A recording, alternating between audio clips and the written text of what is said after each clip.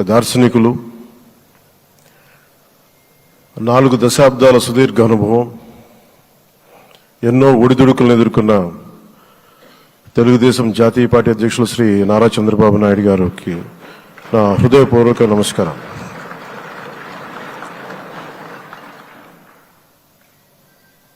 గత దశాబ్ద కాలంలో రాష్ట్ర విభజన జరిగినప్పటి నుంచి ఆంధ్ర రాష్ట్ర ప్రజలు నలిగిపోతున్నారు. గత 5 సంవత్సరాలుగా మరి రాష్ట్రంలోని విపత్కర పరిస్థితులు తెలుసు.